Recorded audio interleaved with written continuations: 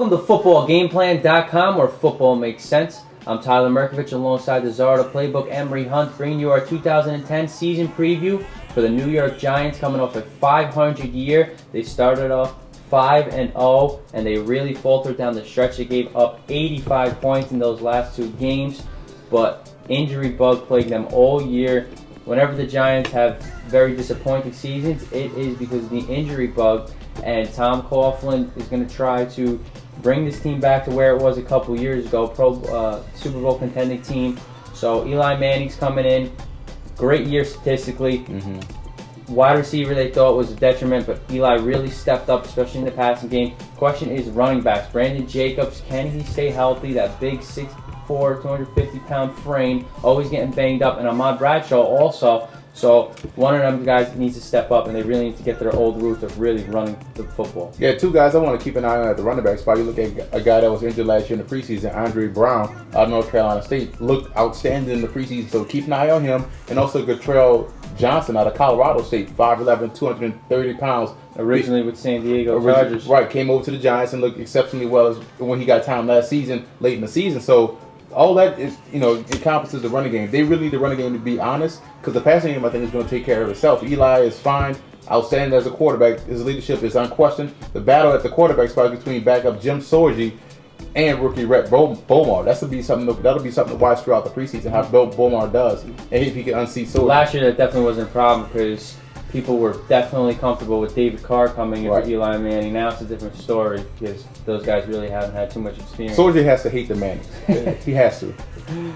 Well, offensive line banged up last year. They love the middle of the line with Rich Seibert, Sean O'Hara, and of course Chris Snee. And on the outside, they got David Deal and Kareem McKenzie, who are average players. William Beatty, they drafted last year out of UConn, so he gives them some depth. But this line is really aging, and they really need to stay healthy because depth is limited when it comes to their O-line. Well, depth is the question. I like Will Beatty, though. I think he's fine. I like him as a lineman. Jacob Bender, I like at tackle. So, but the depth behind these guys is the question mark. Can they? Because if anyone goes down, then there's a problem. Eli's going to get sacked. He's going to get flustered. He's going to turn and throw the ball away. You look at rookie Mitch Petrus, a guy that I think that's going to come in at guard and play right away and is really, really solid. That's why they drafted him. And, the best O-line coaches usually draft the players that fit their scheme, and Petrus is one of those guys. Adam Coates, another guy that you want to keep an eye on, is really, really solid. He'll be very vital because every winning team, if they have injuries during the season, they come in with two guys who can play multiple positions on that O-line. Because O-line,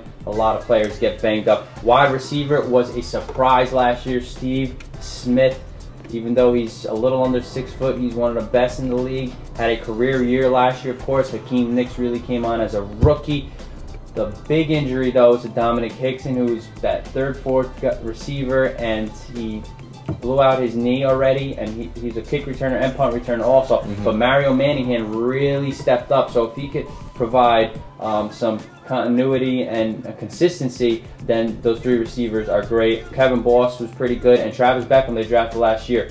Maybe he steps up in his second year and has a lot of ability in maybe the H-back formation also. They have to get Beckham on the field more often. Beckham is outstanding receiver, was at the University of Wisconsin. Get him the football on the field early and often throughout the game. Boss can disappear a little bit throughout games, but Beckham is a playmaker. Also, I want to see more Ramses Barton. I'm interested to see how he grows in year 2. 6'6" frame, 230 pounds from out of Cal Poly. He's going to be outstanding. And undrafted free agent Tim Brown may look to win the spot at the kicker returner spot. He's a light guy, real quick, shifty. Look for him to probably take over from Rutgers. Yeah, from the home state of Rutgers. But they were tied for 21st in the red zone TD percentage. So if Barton steps up in that role with the Plaxico and Nicks, that definitely has to improve, and I think it will. At 48%. Nicks has to stay healthy. Absolutely. And on the defensive side of the ball, their D-line was really injured last year and really underperformed. This is why they go out to get Jason Pierre-Paul to back up Newman Yura and or Justin Tuck. And they draft Linval Joseph, the space eater inside, who they're very high on. They let go of Fred Robbins, but Barry Cofield started playing the way he did a couple years ago in the second half of the year. And Chris Canty, they gave him all that money. He was injured last year. That kind of ruined his season. And Jay Alford, who's still a valuable piece. So they got depth on that D-line. Yeah, that's the best unit on the defense, D-line, because you look at Alford. Canty, Bernard, Cofield, all these guys are healthy now. Kiwanuka we haven't mentioned Right. also. All those guys are healthy. End. Very healthy. Explosiveness on the end. Kiwanuka is explosive. Tuck is uber explosive. So you have that. You have Pierre-Paul, athletic and explosive. So the D-line is going to be back to being a strength for the Giants. When the Giants won the Super Bowl, it was all about throwing different guys in there. If you're tired, get in there. You get the same production out of the third D-end as you would the second and first.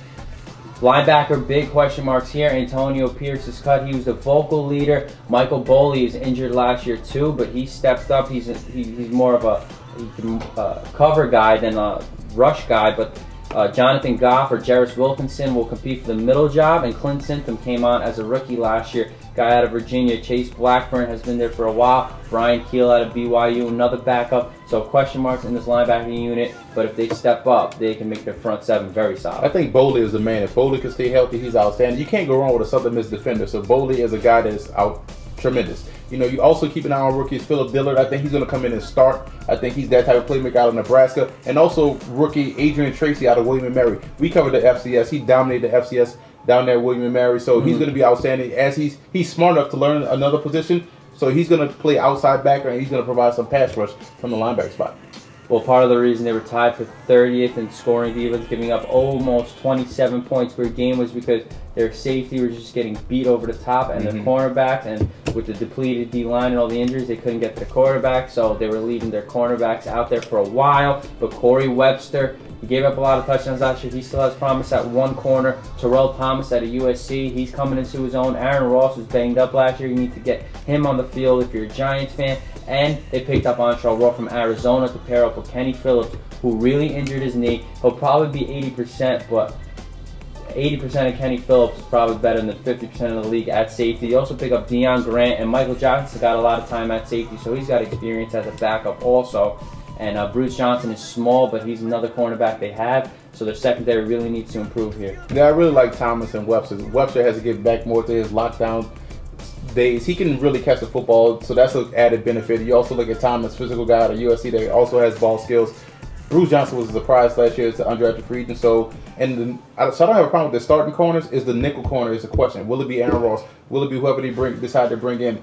Any undrafted free agent that can represent. But the safety spot is going to be fine. You mentioned Phillips. Ross can also play a little safety as well too. So roll maybe a little nickel. Also maybe safety or starting safety as well. So they have some questions, but all the questions that are in the secondary depends on whether or not the front seven can get pass rush, and I think they can. Well, absolutely.